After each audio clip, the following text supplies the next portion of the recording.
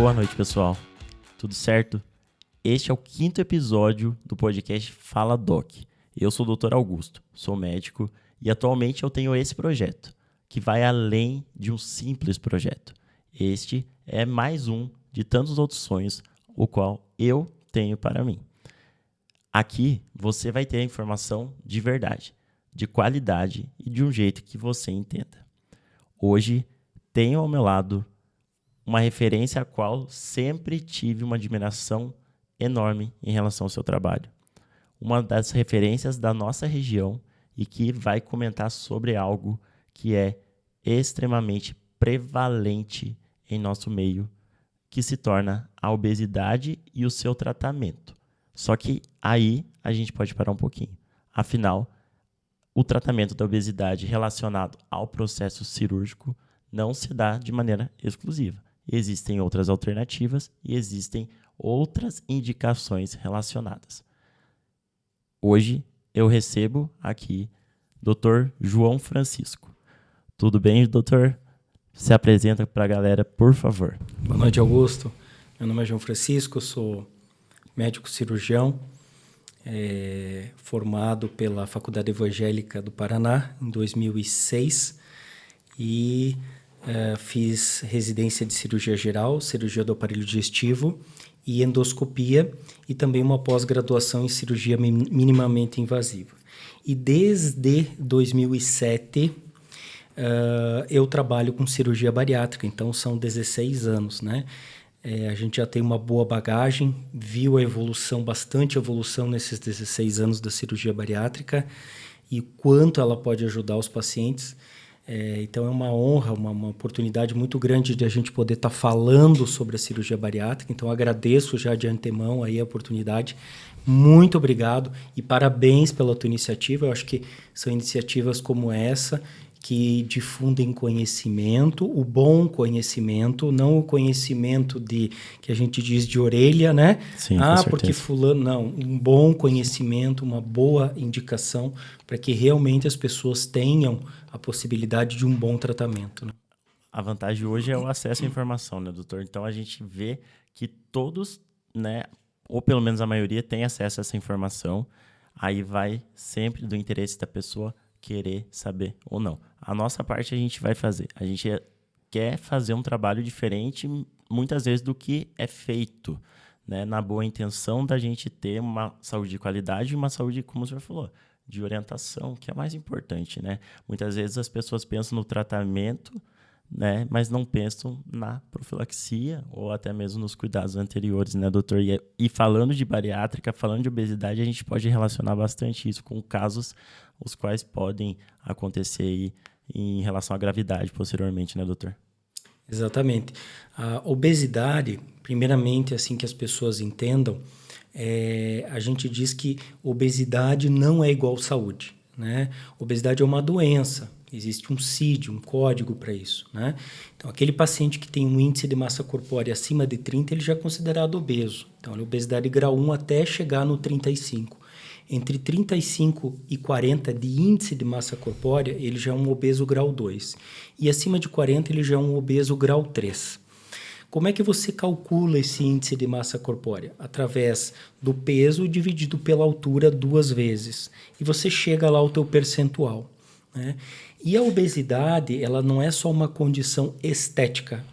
Ela é muito mais do que uma condição estética. Ela é uma condição de saúde e, junto a ela, traz várias outras consequências, como aumento do risco de pressão alta, diabetes, infarto agudo do miocárdio, AVC, dislipidemia, morte súbita, morte precoce, uma série de autoestima também, principalmente dos pacientes, que diminui bastante. Hoje é uma coisa que a gente tem que pontuar bem isso, né? Em relação às queixas psiquiátricas e neurológicas associadas. Né? Artropatias, a gente vê cada vez mais pacientes jovens, obesos, com problemas de coluna, com hérnias de disco severas. Tive agora, recentemente, operei uma colega médica também, que acabou desenvolvendo uma crise, logo depois da cirurgia, uma crise de hérnia discal severa.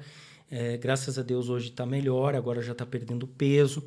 E então a obesidade ela traz consigo uma série de doenças. E uma das mais graves, no meu ponto de vista, é o diabetes, né? O diabetes, ele por si só, ele já deteriora vários órgãos do nosso corpo, desde retina, rim, coração, enfim. E com isso, a expectativa de vida muda bastante. Um último ponto que eu gostaria de destacar são trabalhos recentes que mostram a associação de pelo menos 13 tipos de câncer relacionados à obesidade e o aumento da sua frequência, o aumento da sua prevalência. Então, a obesidade ela é uma doença e precisa ser muito bem tratada. Sim, com certeza, doutor. O senhor falou bem da parte das doenças crônicas, como a diabetes, a qual, a partir do momento de um diagnóstico, ainda mais a diabetes tipo 2, né, que é aquela diabetes, né, que é relacionada aí com os hábitos de vida, né, que a gente vai descobrir aí mais posteriormente em relação à deficiência, né, do uso correto, né, vamos falar assim, da glicose no organismo. A gente também tem os casos agudos, né? Os casos como o infarto do miocárdio, igual o senhor falou. Então, a gente vê que a gente tem parâmetro crônico associado a um tratamento posteriormente para a vida toda. E também a gente tem fatores os quais a gente não existe um exame que a gente vai falar, vai infartar tal dia, né, doutor? Mas a gente tem medidas as quais a gente pode melhorar nos hábitos de vida e diminuir a chance. Claro que existe fator genético, no caso do infarto, pai e mãe, né? Mas os fatores, quanto mais a gente conseguir diminuir esses fatores, é melhor, né, doutor? E a obesidade aí seria um fator muito, muito importante, né? Exatamente, Augusto. Eu sempre falo assim para os meus pacientes. Quando você descobre que você tem diabetes, qual a primeira coisa que você faz? Procurar um endocrinologista e começar o tratamento. E quando você tem obesidade, o que você faz? Normalmente vai procurar uma academia, doutor, né? Com muita dificuldade ou, na maioria das vezes, não dá bola. Ah, não, eu sou muito novo para tratar a minha obesidade, eu não sou tão obeso assim, com índice de 35, 36, comparado com outros pacientes. Então, o que as pessoas fazem? Elas tendem a aceitar essa obesidade e não entendem que quanto mais tempo de obesidade, mais risco de desenvolver outras doenças. Então, a partir do momento que você tem obesidade, você deve procurar um tratamento. Como você falou, academia, mudar hábitos de vida, procurar um nutricionista. Tudo que o médico vai indicar, né? Exatamente. E lembrando que se nada disso funcionar, aí sim, a cirurgia bariátrica é uma opção, uma ótima opção para o tratamento da obesidade. Com certeza. E lembrar que diabetes e pressão alta, por exemplo, existem protocolos aí para a gente fazer um diagnóstico, né, doutor? A gente vê muitas vezes o paciente pela obesidade, fazendo uma glicemia de 140, por exemplo, e aí já sendo medicado com o medicamento via oral mesmo, né? Metformina normalmente, mas assim, a gente vê que tem protocolos relacionados, né? Isso é muito importante a gente orientar, né, doutor? Ainda mais em relação à pressão e tudo mais, porque o paciente, ele tem uma tendência, mas não é porque ele é obeso que ele é necessariamente hipertenso, né? Ele tem um fator a mais e um grande fator de risco, sim, né, claro. doutor? A gente tem vários pacientes obesos que não têm pressão alta, não têm diabetes, mas o que a gente fala é que a chance de desenvolver é muito grande, né? E como eu falei, a própria obesidade já é uma doença. E se você está doente, você tem que dar um jeito de tratar. Uhum. O que vem de acessórias, doenças, prejudica ainda mais esse paciente. Então, está obeso, procure uma forma, de preferência primariamente não invasiva. Caso isso não resolva, aí sim, né, a gente pode orientar a cirurgia. E pensar que a obesidade, na verdade, não é algo que a pessoa vai apresentar de um dia para o outro, né, doutor? É algo que vem se desenvolvendo e normalmente a gente vê bastante em relação ao hábito quando criança. Então, durante a infância, a família não tem a orientação e o estímulo para entender de que os hábitos, quando criança, vão ser os hábitos posteriores, né, doutor? E acabar desenvolvendo essa obesidade, né? Tu tocou na etapa essencial aí. Primeiro, a criança ela não aprende por ordem, ela aprende por exemplo. Isso já está mais do que provado, né? Ela aprende pelo exemplo que é dado em casa. Então, se você tem um exemplo de má alimentação, alimentos altamente calóricos, ricos em açúcar, carboidratos, refrigerantes, o que essa criança vai entender? Que aquilo é a forma correta, né? Então, ele vai ter é este hábito de vida. E um detalhe importante, se uma criança ela é obesa na pré-adolescência e na adolescência, nós estamos falando de IMC acima de 35, a chance dela se tornar e se manter obesa na vida adulta é de mais de 80%. Então, a chance depois dela contornar esse processo é muito difícil. Sim. É claro que não é só dos hábitos, podem ter traumas, podem ter condições de vida, várias coisas que vão ser tratados e acompanhados com um psicólogo. Mas, normalmente, são hábitos que são herdados em casa. Históricos, né, doutor? Aquela história da avó achar que quanto mais gordinha tá a criança, mais saudável ele tá. Isso é clássico, né, doutor? A gente sempre vê isso, né? E a gente vê que a falta de orientação também em relação a ficar postergando, como o senhor falou. Acho que quando crescer, não. Quando crescer, ele muda. Agora deixa ele comer, né? E a rotina da mãe, do pai, é aquela rotina corrida, não dá tempo de fazer uma alimentação saudável para eles, vão lá e fazem para a criança junto, né? Isso é hábito. O açúcar, ele tem poder de vício do que a maioria das drogas pesadas que a gente conhece, né? Então, o poder de vício do açúcar, principalmente esse alimento hipercalórico, alimentos hipercalóricos, é muito grande. Então, se você tem um hábito de vida e você teve uma rotina desse tipo de alimento, a chance de você se desgarrar desse tipo de alimento é muito grande. E outra, as pessoas dizem assim, não, você é obeso, só fecha a boca que você vai perder peso. Não. Não é assim. A cirurgia bariátrica, para que as pessoas entendam, ela vai muito além do que restringir alimento. Ela é uma cirurgia que ela envolve hormônios intestinais, GIP, GLP-1, GLP-2, várias, grelina, enfim, uma série de hormônios que fazem com que o paciente venha a perder peso. Né? Então, não é só o fechar a boca e comer menos. Né? Até isso que o senhor falou, acho que já entra num tópico bem legal, que eu queria perguntar para o senhor, é que existem, né, tipos de cirurgia, né, bariátrica e vão de acordo com as indicações. O que acontece? Existem cirurgias desabsortivas, ou seja, vão atuar primeiramente, né, na não absorção dos macronutrientes, e as restritivas, né? Que até a sleeve hoje é a mais recente, doutor? A técnica mais recente seria a sleeve, né? O sleeve foi criado na década de 90 por um canadense chamado Michel Gagné. Na verdade, ela é uma etapa de uma outra cirurgia que se chama duodenal switch, que é uma cirurgia bem mais avançada. E ele chegou à conclusão que essa cirurgia, isoladamente, ela também proporcionava uma perda de peso. Ela não é tão metabólica quanto o duodenal switch, principalmente o bypass, que é a grande maioria das cirurgias que hoje os cirurgiões brasileiros fazem, onde é uma técnica, entre aspas, mista, né? Você reduz o estômago e desvia o intestino para criar uma menor absorção. Mas o fato é o seguinte, o que a pessoa tem que entender, os nossos espectadores têm que entender é o seguinte, hoje, uma pessoa, ela consegue sobreviver com pelo menos 1 metro de intestino, ou até um pouco menos. E ela vive normalmente, sem deficiência. Vai perder um pouco de peso, mas ela vive, tá? A questão da cirurgia bariátrica não é a redução completa, uma redução muito grande do intestino. A pessoa que faz a bariátrica, ela fica com uma alça de absorção de pelo menos 2,5 metros, às vezes 2 metros, 2,5 metros, até 3 metros. Então, não é a questão, ela consegue absorver. A questão é o desvio do intestino do duodeno, a localização que está esse desvio. E com isso, gera-se a produção de vários hormônios que, no sistema nervoso central, causam a saciedade. Então, o paciente se torna saciado. Ele come muito menos. Então, a cirurgia bariátrica vai muito além de simplesmente comer pouco. Com certeza. E as repercussões também de acordo com cada técnica, né? Porque a gente sabe que existem complicações, não seriam complicações, mas repercussões até mesmo normais, né? Pela técnica, né? Exemplo, a bypass, você não preserva o piloro. E isso, um lado positivo, seria que você não vai manter um refluxo, né? Diminui muito o refluxo.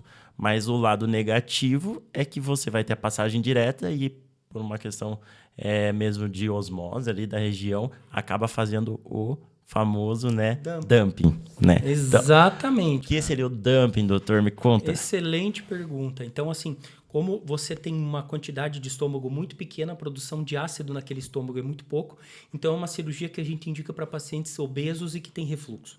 O bypass, ele é o carro-chefe, né? O bypass ele é uma cirurgia muito mais potente do que o sleeve e menos potente que o duodenal switch. O problema do duodenal switch, que é uma cirurgia altamente desabsortiva, são os cuidados, a chance de o paciente evoluir até com uma desnutrição. Então, a gente acaba não fazendo. Se faz muito pouco duodenal switch. Então, hoje, o que a gente faz, 99% das vezes, é o bypass. É uma técnica muito boa, uma técnica conhecida há mais de 30 anos. Ela é mista, realmente, mas o principal foco dela é nessa alteração hormonal. Então, como ela não passa mais no piloro, fica uma pequena quantidade, você não tem refluxo ácido para o esôfago, então você trata o refluxo, mas em compensação, para os pacientes que comem muito rápido ou comem alimentos errados, principalmente ricos em açúcar e gordura, vem o dumping. Né? O que é o dumping? É a passagem rápida, a absorção rápida desse açúcar e desses carboidratos ou eventualmente de ácidos graxos e gordura e faz com que o paciente tenha uma sensação de mal-estar. Sudorese, calafrio, sensação de desmaio, náusea e vômito e tal. Por um lado, para nós cirurgiões bariátricos, isso não é uma coisa ruim, porque força o paciente a ter realmente hábitos novos de vida, né? E comer coisas realmente boas. E o dumping tem relação com a prevalência de acordo com o tempo de cirurgia? No início, tem mais casos de dumping? Sim. Talvez pelo fato de fazer cirurgia ou porque os pacientes, eles talvez no início, eles não entendem ainda o quanto eles podem e o quanto eles não podem comer. A gente acha que é por uma adaptação, mais uma adaptação do organismo e muito também do abuso do paciente, né? Se o paciente achar que não, eu vou comer de tudo e não vou ganhar peso porque agora eu tenho uma bariátrica, totalmente errado. Que no início perde mesmo, né, doutor? Perde bastante peso, né? Hoje em dia o bypass ele perde cerca de 10% no primeiro mês. Então, o paciente de 200 quilos que a gente vem operar é 20 quilos em um mês, 18 quilos. Coisa que às vezes ele não perdeu a vida inteira. É muito peso. É muito peso. Mas tem que saber o que comer e como comer, porque senão o dumping prevalece. Claro que ao longo dos anos, aquela alça de intestino ela vai se adaptando, como tudo no nosso organismo, né? E a chance de ter dumping a longo prazo acaba diminuindo. Mas isso não quer dizer que o paciente está apto a comer esse tipo de alimento, né? E a gente vê que muita gente pensa sobre o fato da alça se adaptar ao tempo, às vezes até um absurdo, mas será que a alça não está se adaptando aí ao fato da pessoa estar engordando a vida inteira? Então, do mesmo lado que a gente tem uma alça se adaptando pós-cirúrgico para esse paciente, se levar tudo certinho, né? Não ter nenhuma intercorrência, ele melhorar, né? Durante as queixas, principalmente aí, e o dumping seria uma delas. Às vezes as pessoas não entendem que o organismo ele vai sofrer uma alteração muito grande pelo fato da pessoa cada vez mais se tornar obesa, né, doutor? É uma visão muito minimalista, Augusto, a gente achar que com uma cirurgia nós vamos resolver uma questão tão complexa quanto a obesidade, né? Você achar que, então eu vou fazer um desvio do intestino e isso aqui eu vou resolver o meu paciente. Não resolve, né? Você tem que ter uma interação multidisciplinar. A forma que o indivíduo se vê, resolver questões pontuais, problemáticas, desastrosas que esse paciente carrega ao longo da vida, né? Mudanças de hábitos severa, principalmente atividade física, questão do que é bom comer, né? Porque assim, o organismo, ele é um todo, ele está ávido por caloria. Pense um paciente obeso de 200 quilos que ingere cerca de 8 a 10 mil calorias por dia. A necessidade calórica dos órgãos deles é muito maior do que a nossa, por exemplo. Aquele intestino... Então, a pergunta que fizeram lá, né, na pré ali, o estômago dilata? Não, ele não dilata. O problema é que o intestino, por onde passa esse alimento, ele começa a se adaptar e começa a produzir cada vez menos desses hormônios intestinais, GLP-1, GIP, GLP-2. E aí o que acontece? O paciente começa a absorver mais alimento, começa a comer mais e aí volta a ganhar peso se não se cuidar. É claro, se não se cuidar. Se ele tiver uma rotina, excelente. Daí cai na mesma adaptação que ele tinha no fato de engordar. Exatamente. A cirurgia é um espetacular instrumento. Nós estamos falando assim, saiu um trabalho recente agora de 10 anos de acompanhamento sleeve e bypass. Tá? cerca de 80% dos sleeves passaram por cirurgia revisional, ou seja, por algum problema teve falha, né, na gastrectomia vertical, seja por refluxo, seja por reganho de peso. O bypass cerca de 40%. Então, o bypass ainda é uma cirurgia muito boa, mas desde que o paciente entenda que não é só fazer a cirurgia, sentar na frente do sofá e comer, né? Principalmente no começo, onde o bypass aí teria uma maior complicação com a anastomose ali, que é uma técnica a qual é mais invasiva do que a sleeve, pensando em questão de... Anastomose, para quem não sabe, é ligar o intestino à outra parte do intestino, doutor. Isso, a emenda ali do estômago com o intestino é uma coisa um pouco mais delicada, mas hoje, graças a Deus, a gente não tem complicação, né? O troço evoluiu tanto, mas a questão são os cuidados e ter isso em mente, que a obesidade é crônico, não é porque ele está magro agora que ele não tem mais obesidade. Ele continua tendo obesidade, só que está tratada. Né? E fica bem claro quando a gente fala aí atualmente os hábitos de vida das pessoas e também atualmente a rotina das pessoas relacionadas ao aumento da obesidade, né? E as indicações cirúrgicas. Porque se a gente for pensar, muitas epigastralgias hoje, refluxo, é por aquela famosa, né, gastrite nervosa. Ou seja, a pessoa tem uma ansiedade prévia, ela faz um quadro de epigastralgia e aí ela leva isso para o médico. Como que dá para fazer essa diferenciação aí? Tem como fazer essa diferenciação sem precisar fazer uma endoscopia, por exemplo? Normalmente tem, sabe? Normalmente a gastrite mesmo, visualizada em endoscopia ou refluxo, é aquele paciente que vem com sintomas muito típicos, sabe? E normalmente esse paciente ele tem bons hábitos de vida, tá? Tem maus hábitos de vida. Ele fuma, ele ingere muita bebida alcoólica, muito açúcar, muita cafeína, chimarrão. Então ele tem maus hábitos de vida. Já aquele paciente que tem até uma rotina boa e apresenta uma dor, eventualmente mais esporádica, esse paciente provavelmente às vezes é uma questão de ansiedade. Se você fizer a endoscopia nesse paciente com questão de ansiedade, você vai ver que a endoscopia dele é normal, né? Sim. Ao contrário daquele paciente que tem uma vida totalmente desregrada. Esse paciente vai ter uma esofagite, uma gastrite, mas isso a gente já vê pela própria clínica, como é que é o hábito de vida ali do paciente, né? Se ele tem hábitos bons ou não. E o fato dele ser ansioso não seria um fator aí para ele fazer a alimentação ser um escape para ele? A associação, né? Exatamente.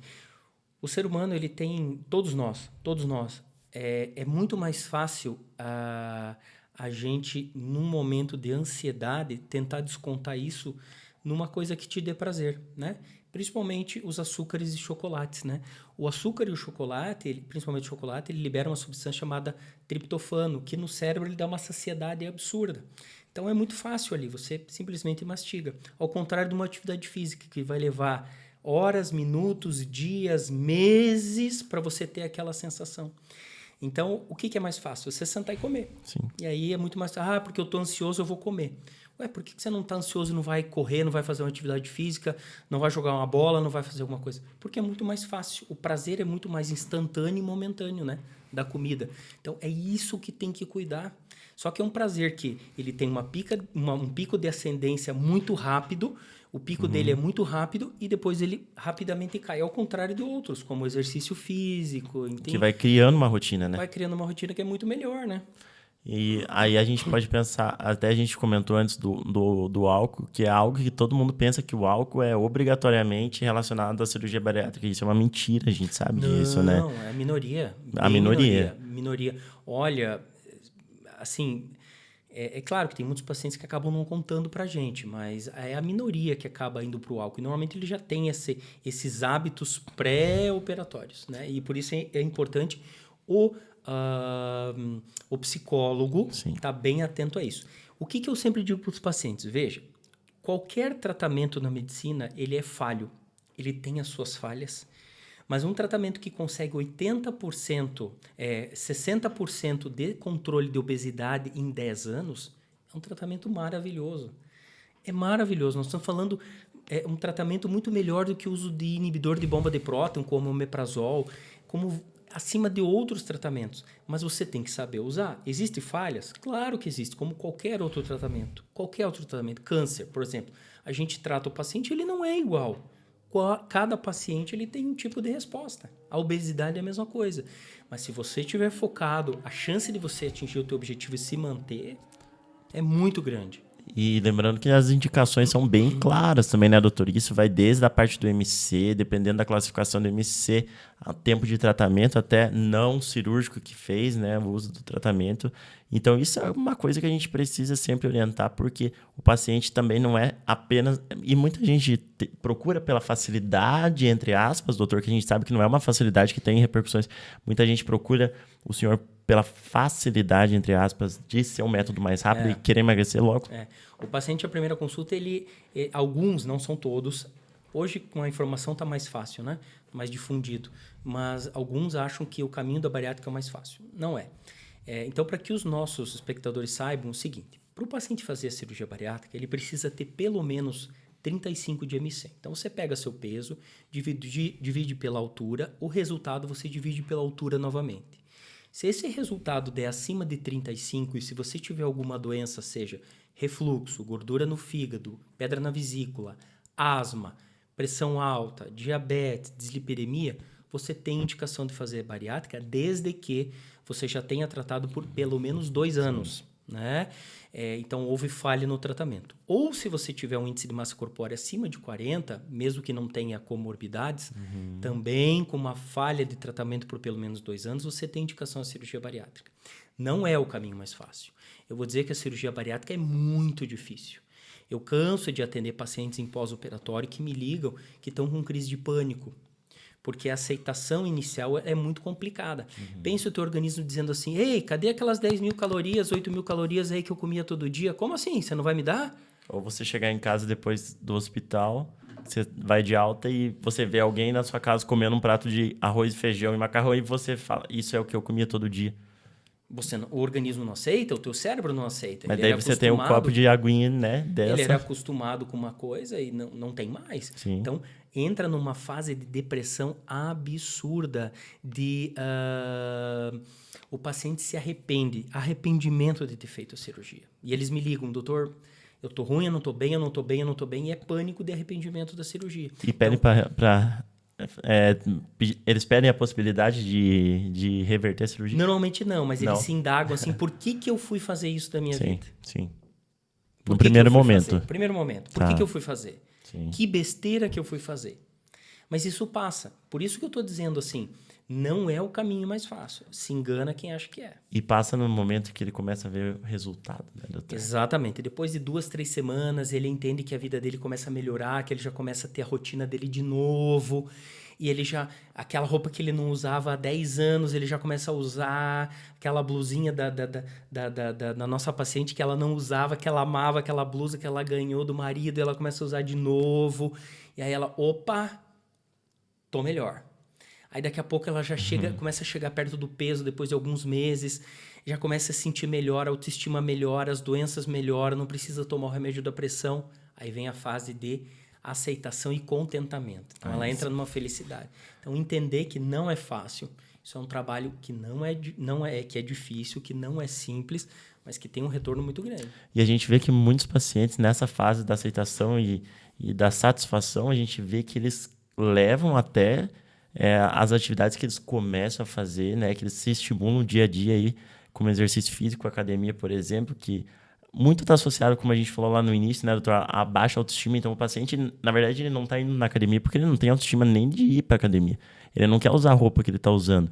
Aí, posteriormente, ele começa a criar isso como um fator bom e aí ele acaba fazendo uma rede social para academia. Sou bariátrico e sou fisiculturista. Não, abre-se várias... Eu já vi bastante e é muito legal isso, né? É muito legal. Várias possibilidades, assim. O que os pacientes falam, assim, poxa, eu ia na academia e não tinha resposta, não tinha perda de peso. E agora com a bariátrica, sim, eu tenho uma perda de peso, eu tô vendo o resultado, eu tô vendo que realmente a coisa melhora, né? E eu tenho essa percepção nítida, né? E como eu falo para os pacientes, assim, a cirurgia, o bypass, a cirurgia bariátrica não é uma coisa nova, não é uma coisa recente, ela é feita há muitos anos. Então, a gente sabe as consequências dela.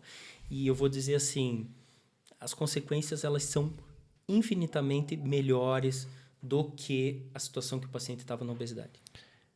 Eu acho legal a gente falar, doutor, sempre agora, na verdade agora, a gente começar falando do processo. Então, como a gente já começou a introduzir com as indicações, a gente fala do processo aí para indicação de cirurgia, tudo aquilo que é feito no pré-operatório, porque a gente até falou da equipe multidisciplinar, né, doutor? Normalmente, existem equipes que são responsáveis pelos pacientes e essas equipes já são compostas de uma equipe multidisciplinar, né, doutor? Psicóloga, nutricionista, médico, tem mais algum profissional que sempre está incluso na equipe, doutor? Cardio e endócrino. São fundamentais, né? O endocrinologista, para afastar qualquer possibilidade de doença endócrina que esteja causando disfunção hormonal, né? Tireoide, disfunção da adrenal, qualquer tipo, e orientar esse paciente também no controle, muitas vezes, da diabetes ou de outras doenças associadas. O cardiologista, para ver se não tem nenhuma contraindicação ao procedimento. Hoje, cada vez a gente tem operado pacientes mais de idade. Recentemente, há 4 meses atrás, eu operei uma senhora de 82 anos, que chegou no meu consultório extremamente, vamos dizer assim, lúcida, ativa, mas obesa, com 120 quilos, 1,68 m, se eu não me engano, e que ia ficar na cadeira de rodas porque tinha uma artrose de quadril. O ortopedista não queria operar porque ela estava obesa. E aí você ia fazer o que para ela? Ia mandar ela embora para casa, dizendo assim, então agora você vai ficar na cadeira de rodas e a tua expectativa de vida vai diminuir consequentemente. Então, o que a gente fez? A gente fez um trabalho com o cardiologista, ele fez uma avaliação minuciosa, liberou essa paciente, depois ela passou pela endócrino, pela Nutri, que nós temos na nossa equipe, né? A nossa Nutri é a Carol, que é uma ela tem doutorado, tem mestrado espetacular, e a Cíntia, que é a nossa psicóloga, então ela passou por todos esses profissionais e foi autorizada. Operamos ela, hoje ela está muito melhor, nem bengala usa mais. Talvez não precise fazer cirurgia do quadril. Ótimo. Então, assim, passa por toda essa equipe tem que avaliar. Não é uma coisa assim de hoje eu vejo o psicólogo e amanhã eu opero. Eu canso de receber paciente assim. E aí vai dar problema. Com vai dar certeza. problema, o paciente não se adapta. 82 anos tendo o hábito de vida ruim, não vai ser de hoje para amanhã que a tua equipe vai resolver, né, doutor? Não precisa nem chegar muito longe. Sim. Pode ser um paciente de 26 anos, Sim, 30 com certeza. anos. Se ele não tiver um acompanhamento prévio de pelo menos 40, 60 dias, começar a mudar os hábitos, né? Esse negócio também que eu escuto às vezes, então eu vou aproveitar tudo de comida antes da cirurgia para depois eu vou operar, não vou comer nada. Sim. Tá errado. Errado. Você tem que já começar a mudar antes para não sofrer depois. Quando vai procurar, né, aí a gente está fazendo o papel nosso aqui, que é a gente orientar para a pessoa que pensa nisso, parar, né, e pensar, será que eu vou procurar mesmo ou não vou nesse momento, né? Será que eu vou procurar um tratamento antes, né, ambulatorial Perfeito, e tudo mais, Augusto. né? Se você não está preparado, você sente que não é a tua hora, não faça. Não faça. Se você está decidido, beleza, mas vá com força total. Busque aquilo ali. Faça já desde o pré-operatório.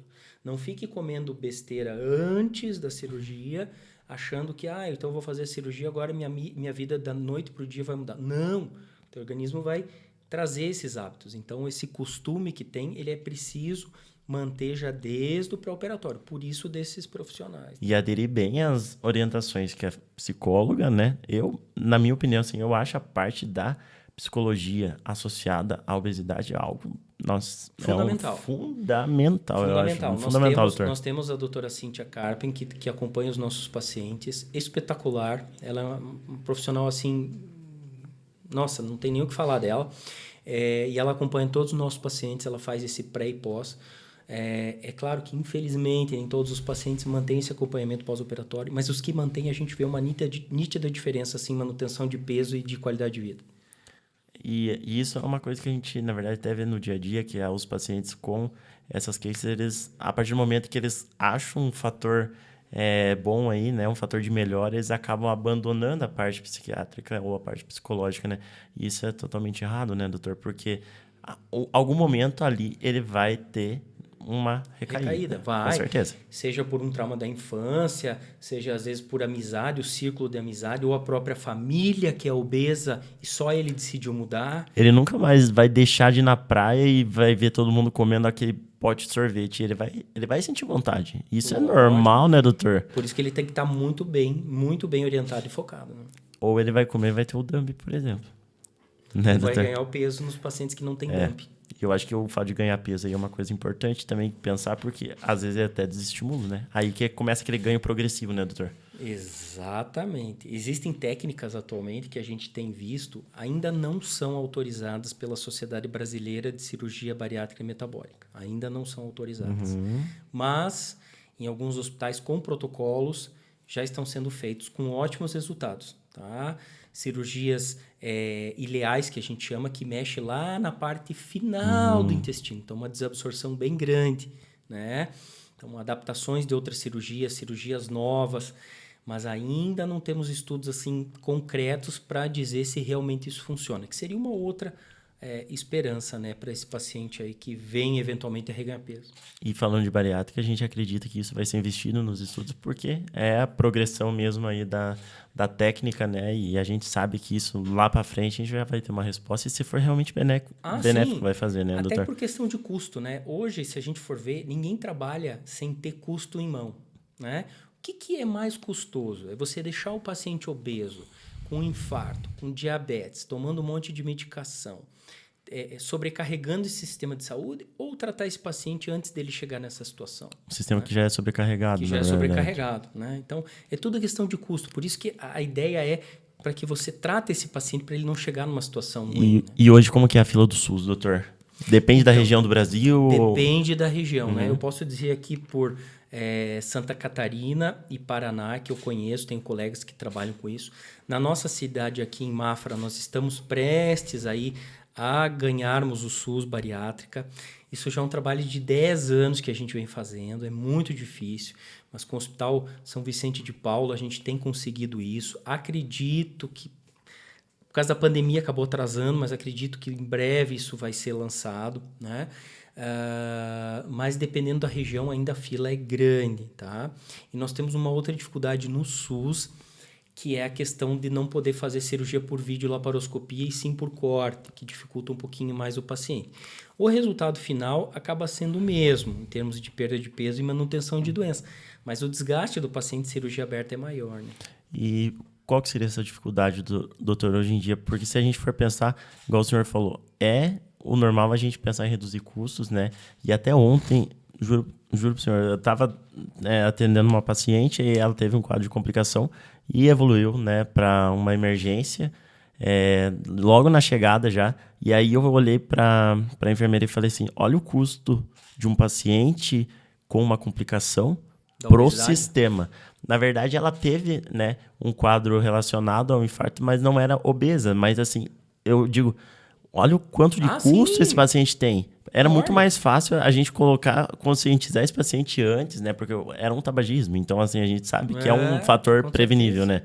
Então, qual que seria hoje a maior dificuldade aí para a aderência de mais sistemas, mais serviços em relação ao SUS aí, a bariátrica, doutor? Muitas vezes é a dificuldade do próprio serviço ter um hospital que comporte. Primeira coisa é você ter um hospital que comporte. Não é todo hospital. Nosso hospital aqui é regional, é um hospital de primeiríssima qualidade. Sim.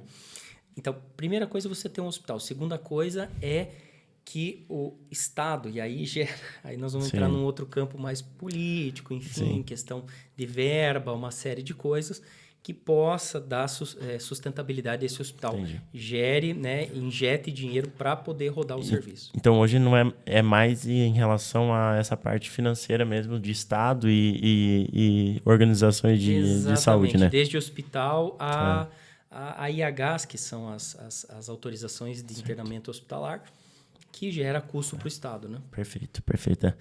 E, doutor, a partir do momento que esse paciente ele chega para o senhor e fala, eu quero fazer a cirurgia, e ele possui um critério de cirurgia, né?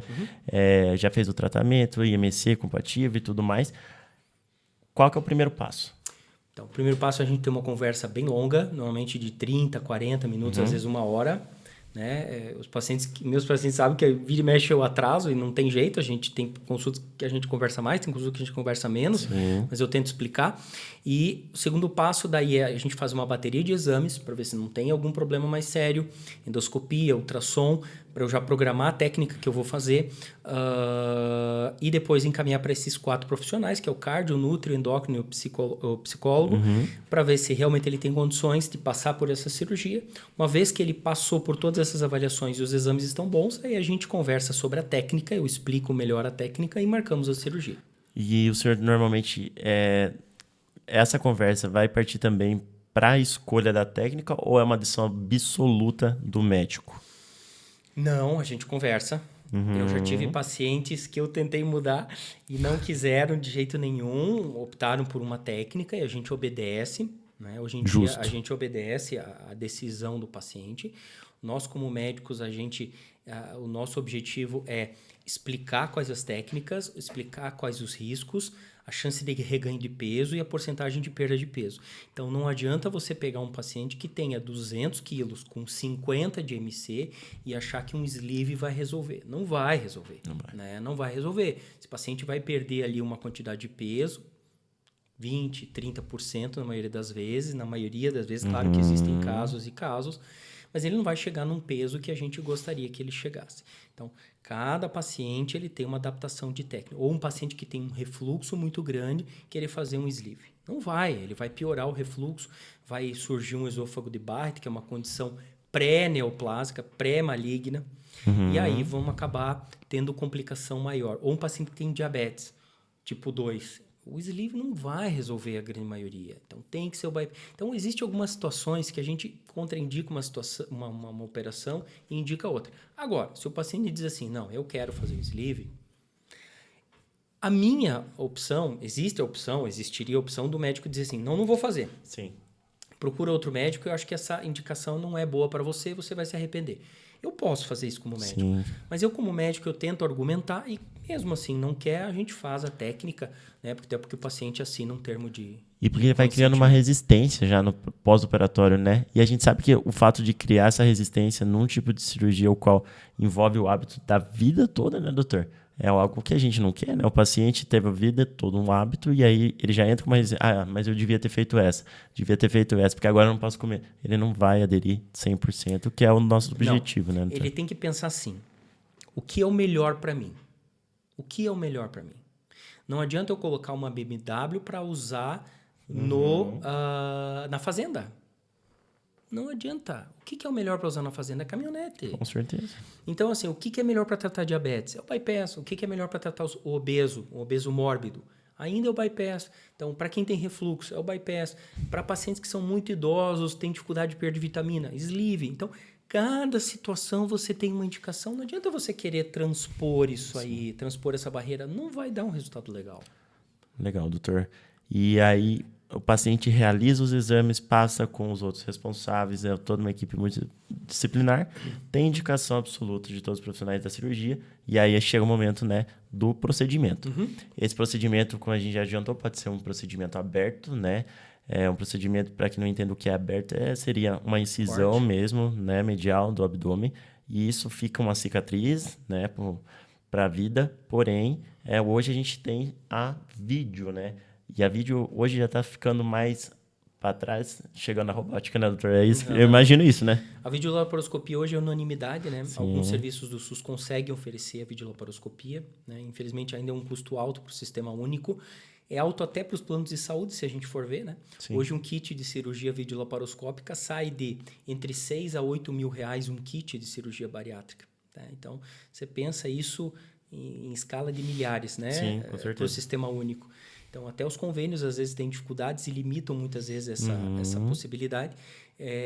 Então, hoje, não se discute a cirurgia videolaparoscópica e, mais recentemente, a cirurgia robótica, que vem ainda para trazer, assim, muita melhora. É uma evolução muito grande na questão da cirurgia, né? Os braços robóticos, é como se fosse...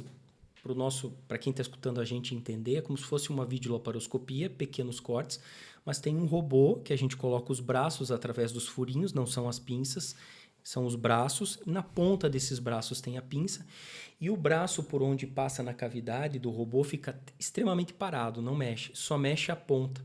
E ele tem uma rotação de 360 graus, uma possibilidade de movimento muito maior. Mais ampla, né? Mais ampla e principalmente a visão do cirurgião que está manipulando o robô, que é 3 dimensões, ao contrário da vídeo, que são 2 dimensões. Então, ela vem aí, já é uma realidade e vai ajudar bastante a gente. Que legal. Não, é muito legal. E também pelo risco de complicação que pode ter, existe qualquer procedimento cirúrgico, você ter uma qualidade aí maior no manejo aí da cirurgia é algo que ajuda bastante, né, doutor? E E lembrando que também a láparo, né, que a gente fala, que é a cirurgia aberta, ela acaba sendo indicada em algumas situações, né, de alguns pacientes, os quais já vem previamente aí com alguns quadros abdominais, né? Então não é sempre que a vídeo é a melhor, né, doutor? A láparo pode ser a melhor também, né? Não, existem várias situações, exatamente isso que você falou. Existem várias situações, por exemplo, eu tive um paciente agora, no começo do ano, que ele tinha sofrido um acidente de moto, tinha perdido o baço e tinha tido algumas lesões intestinais. Então, e ele era bastante obeso. A minha ideia inicial era entrar para fazer um bypass, porque eu não sabia como é que estava a situação da cavidade. Entrei por vídeo, foi difícil, mas não consegui fazer o bypass, porque as alças dele estavam tão aderidas que eu só consegui fazer a gastrectomia vertical. Impossível fazer a cirurgia intestinal, que é o bypass. Agora, tem pacientes que já têm inúmeras cirurgias prévias, que eu não vou conseguir nem fazer por videolaparoscopia. Eu vou ter que fazer aberta. Então, claro, cada caso, graças a Deus, a indicação de cirurgia aberta, olha, eu vou te falar que fazem, acho que uns 10 anos que eu não faço mais aberta, hoje é só por vídeo. Em algumas situações robô. E diminuiu bastante, então, os casos de incidência de cirurgia abdominal aí? Isso. Nos últimos 10 anos, pensando, né, na aderência, Não é nem isso, Não? não é nem questão de aderência, é a facilidade que nós temos de entrar pelo vídeo, os materiais que nós temos, pinças de coagulação, que a gente consegue desfazer essas aderências. E a qualidade da visão que a gente tem na videolaparoscopia. E também a nossa expertise, né? Sim, com certeza. Tudo melhorou e a expertise do cirurgião também, né? Graças a Deus a gente opera melhor do que operava anos atrás. A gente vai aprendendo, vai evoluindo, né? Vai entendendo como fazer e com isso a chance de converter para uma cirurgia aberta, uma laparotomia, se tornou menor, né? Beleza, doutor.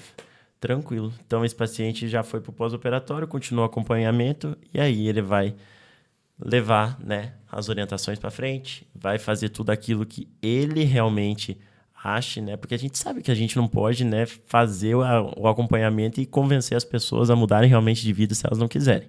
Então, vai dele muito, né? Diferente do meu trabalho, muitas vezes, que é uma emergência, ele aceita, às vezes não tem nem, né, como ele contradizer em relação a alguma medida, mas do senhor é muito em relação ao médico-paciente. Então, o médico depende muito que o paciente leve isso à frente. Para ter o resultado, com certeza. Se ele não quiser mudar, ele vai reganhar peso. Eu digo para os pacientes assim, é muito complicado você ser obeso? É complicado, é difícil, é chato, te restringe a uma série de coisas, te põe em situações desagradáveis, assim, às vezes até de vergonha, uma situação muito ruim em alguns lugares. Então, é difícil, né? Ser magro também não é fácil. Sim, quem é magro sabe, tem que cuidar, não pode comer diversos alimentos, tem que fazer atividade física. Então, as duas pontas é difícil, complicado. Qual que você quer escolher? Qual é o teu difícil que você quer escolher? Você quer escolher um difícil obeso ou um difícil magro? Eu prefiro ser um difícil magro. Então, aí depende a pessoa que vai escolher. Agora, se ela não tiver objetivo de vida, não tiver foco naquilo ali, infelizmente, existe o reganho de peso. A gente fala o magro pelo fato de não ter tanta repercussão, né, tão conhecida como a obesidade, né? Então aí não só pela aparência, né, porque a gente não deve julgar, mas assim, repercussões demais na obesidade, claro, né? Claro, eu não estou falando do magro que usa bebida alcoólica, que fuma, que tem vida... Não, eu estou falando daquele magro que tem uma vida regrada e do obeso que tem vida regrada. Qual que é, né? Nesses dois sentidos. Então, é a escolha que o paciente vai ter que ter, né? Sim, nós estamos aqui para ajudar e vamos estar sempre ajudando. Com certeza. Então, a gente associa, né, esse assunto da bariátrica como uma das opções, tá? Para a gente fazer um resumo geral, como uma das opções para tratamento da obesidade, que é a maior indicação hoje, porém a gente sempre vai associar os fatores complicadores das doenças crônicas, como diabetes e hipertensão, como o senhor mesmo disse, e também a gente vai ter uma melhora no ganho geral desse paciente, né? De todos os hábitos de vida, porque a gente sabe que a pessoa mudando o hábito de vida, né, doutor? Ela se sentindo melhor, ela tendo estímulo, e muitas vezes o estímulo que falta na vida dela para ela realizar alguma coisa realmente vem do peso ali que ela não está se sentindo bem, né? É algo muito pessoal da pessoa, né, doutor? Por exemplo, eu tenho pacientes assim que dizem assim, doutor, eu tenho 52 anos, eu tenho uma neta de 2, 3 anos, eu não consigo mais correr atrás dela. Então, assim, talvez eu não chegue a ver ele formado, ou meu neto formado, enfim. Então, vários estímulos que produzem para o paciente buscar essa perda de peso. E uma última coisa que eu queria deixar, assim, que eu acho muito interessante, muitas pessoas não sabem, que é o que a gente chama de cirurgia metabólica, né? Que nada mais é do que uma cirurgia bem parecida com o bypass da obesidade, mas é para aqueles pacientes com índice de massa corpórea entre 30 e 35 e que tem diabetes tipo 2. Então, esse paciente que tem diabetes tipo 2, existe uma forma de tratar. E em 90% das vezes a gente consegue resolver e o paciente se livra dos remédios para diabetes. Então, essa é uma outra situação também. Eu tive recentemente um caso de um paciente que foi indicado pelo oftalmologista porque estava ficando cego por retinopatia. Aquele paciente vai todo ano no oftalmologista e troca de óculos todo ano, mas a diabetes está descontrolada. E isso é comum. E o pior, ia no endócrino também. E o endócrino só tentando ajeitar o remédio e não indicava a cirurgia bariátrica para esse paciente, a cirurgia metabólica. A gente operou, hoje o paciente usa uma metformina por dia. Antes, praticamente já estava na insulina, usava 4, 5 comprimidos ao dia e não tinha o controle. Estava ficando cego, hoje usa um comprimido, glicemia controlada, hemoglobina glicada controlada, tem uma vida muito melhor. Então, abrir o olho, existe outra forma de tratamento. Isso já é reconhecido. Sim, com certeza. E a diabetes tipo 2 é uma doença que a gente adquire durante a vida e acaba que ela existe, sim, uma chance de uma melhora do quadro associado e redução até da medicação que já faz uso, só que até um ponto, né, doutor? A gente pensa, né, porque o pâncreas, que é o responsável pela liberação de insulina, ele tem uma vida útil igual qualquer outro órgão do corpo, né, doutor? Você falou, bingo, matou a charada. Chega isso. uma hora que ele entra em falência. E aí o que o paciente vai ter que usar? Insulina. Aí é outra história. A cirurgia já não consegue mais resolver. Então, esse paciente que tem diabetes, perfeito a tua colocação, perfeito. Então, esse paciente que tem diabetes, procure o quanto antes saber se você tem indicação para fazer cirurgia metabólica. Ela é muito boa. Ela controla o diabetes. Não deixa. Ah, não, mas minha diabetes está controlada com metformina, é tranquilinha. Só que é uma evolução. A tendência é cada vez pior. E quando chegar na insulina, a falência pancreática eu já não consigo mais reverter com a cirurgia. E a gente vê que essas doenças, as pessoas que relatam que a diabetes está controlada, eu vou falar da pressão, que é outra doença crônica, mas está na mesma relação, no mesmo dizer, tá? Tá controlada, mas em que momento que ela faz aferição, né? Tem uma hemoglobina glicada que diz a favor de 3 meses atrás. Não, eu fiz uma glicemia hoje, só que ontem, antes de fazer o exame, ela parou de comer. Varia muito, né? 12 horas antes ela parou. Então, exatamente, aí engana, tem esse, né? Mas o organismo está sofrendo. Está sofrendo. Eu acho que tem que ser muito objetivo, muito dedicado e entender, assim, como você quer chegar na sua velhice. Como você quer chegar? Você quer chegar a um idoso de 70 anos numa cama, dependente de outras pessoas, às vezes com uma fralda, cheio de doenças, ou você quer chegar a um idoso com uma boa qualidade, aproveitar os teus netos, poder passear, curtir tua vida. Então, é isso que você tem que fazer a tua escolha. É simples assim, não tem outra. Posso só complementar o que o senhor disse? Além de chegar, todo o processo que ele vai ter que passar até lá. Porque obesidade é diário, né, doutor? É diário, o controle tem que ser diário. Mas assim, com o foco de como é que você quer viver essa tua vida. Com certeza. Como você quer chegar na tua... E infelizmente a gente tem que falar, se chegar, né, doutor? Porque pode ter um quadro se chegar, né? Infelizmente essa é a realidade e a gente, como médico, a gente tem que orientar. Certo? Mais algum recadinho, doutor? Eu acho que é isso, né? Agradecer imensamente aí a oportunidade. Acho que foi um bate-papo muito legal. E quem tiver dúvida, por favor, né? Faça as perguntas aí que a gente vai estar fazendo. Então, doutor, esse paciente já terminou todo o processo, né? Desde que a gente discutiu sobre o pré-operatório, toda a explicação da técnica, né? Que vai ser indicada para esse paciente, toda a parte multidisciplinar, toda a parte do pós-operatório imediato e tardio. E agora, esse paciente ele vai ter que ter um segmento, né? E esse segmento vai depender também muito dele, né? É uma relação médico-paciente muito importante quando a gente fala de bariátrica, obesidade, todas as complicações, tanto agudas de doenças crônicas, como as próprias doenças crônicas, né, doutor? Então, eu acho muito importante a gente deixar isso bem claro. A importância da cooperação do paciente com a equipe e com ele mesmo, né, doutor? Com certeza. A cooperação ela vem antes, já no pré-operatório, entender que a mudança já começa ali a partir da primeira consulta. Como a gente falou, esse negócio de ficar abusando da dieta até fazer a cirurgia, porque então eu vou me despedir da comida? Não. Comida não é pessoa. Comida não tem sentimento. Você tem que se despedir dos maus hábitos a partir do momento que você entendeu que aquilo ali está causando um dano à sua vida e você começou o processo para a cirurgia bariátrica. E o pós-operatório, você tem que também seguir e entender que existe os cuidados, e se não tomarem esses cuidados, você vai reganhar peso. Então depende muito mais do paciente no pós-operatório do que da técnica cirúrgica. Não existe técnica cirúrgica perfeita, como não existe tratamento perfeito. Existe um tratamento bom para você, mas para outro paciente pode ser que cause efeito colateral ou não cause tratamento nenhum. Então a cirurgia bariátrica ela deve ser entendida como um processo multidisciplinar, onde o foco é a alteração e a mudança do hábito de vida. Com certeza. Então, todo paciente que for submetido à cirurgia bariátrica, eu tenho certeza que já teve o acompanhamento, o entendimento, principalmente da situação, no momento e ao longo da vida, né? E também o entendimento como deve ser, sim, posteriormente, né, doutor? Com certeza, com certeza. Evitar complicações, evitar quadros agudos, porque a gente não tem, como a gente falou, exames relacionados a uma previsão de quando isso irá ocorrer, né? Um infarto, um AVC, por exemplo. Não tem como. Mas a gente tem uma previsão que isso tem alta chance de ocorrer.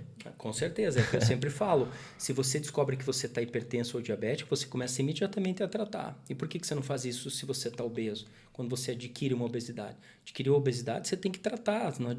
Então eu vou esperar porque eu sou muito jovem. Não. Quanto mais tempo você leva com a obesidade, mais risco você tem de desenvolver problema, inclusive câncer, e também a tua longevidade se torna menor, né? E a vida não tem preço, então a gente deve se atentar, se orientar, né, e buscar as informações corretas. Então, por isso que eu agradeço, doutor, a participação do senhor. Foi uma conversa muito legal, tenho certeza que vai ser de grande proveito para todo mundo, tá? Pessoas as quais são obesas e buscam essa informação confiável, e pessoas as quais não são obesas, mas com certeza conhece alguém ou vai poder indicar para um familiar, por exemplo. Né? Mais uma vez você matou a charada, você foi no ponto. A gente cansa de ver pacientes, porque o fulano falou que eu não tenho que fazer a bariátrica. Como assim o fulano falou? Qual é a especificação técnica? Qual vamos dizer assim, a fundamentação técnica desse colega, vizinho, para não indicar a cirurgia bariátrica? Você vai ficar obesa, vai ficar com doença, não vai procurar o tratamento porque alguém sem formação técnica, sem experiência, falou que você não tem que fazer? Então procure um profissional que saiba e te oriente, né? A gente quer buscar sempre saúde nos pacientes, né? Com certeza. E a gente nunca vai orientar algo que não seja algo bom, benéfico, né, para esse paciente. Jamais. Então, dizer popular, a informação de internet, isso é o que mais tem. Procure um especialista. Procure um especialista. Ou assiste o podcast do Fala Doc, que aqui sempre é informação confiável. Que nós vamos falar bastante sobre Bastante. Isso. É isso aí. Então, doutor, obrigado. Valeu, galera. Esse foi mais um episódio do Fala Doc. Hoje foi o 5º episódio com o doutor João, cirurgião, atua aqui em Mafra. E, cara, foi muito, muito, muito proveitoso. É isso. A gente se vê no próximo episódio. Valeu? Um abraço. Eu sou o Dr. Augusto e esse foi mais um episódio do Fala Doc. Tchau.